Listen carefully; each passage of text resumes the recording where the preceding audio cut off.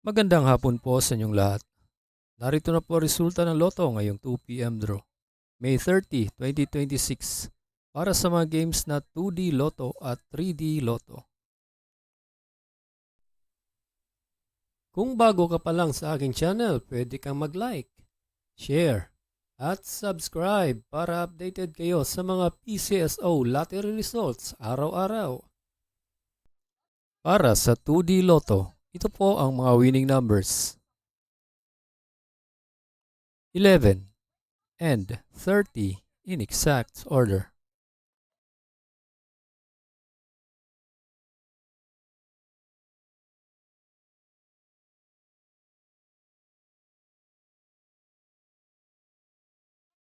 At para naman sa 3D Lotto, ito po ang mga winning numbers: 8, 9, and 9 in exact order.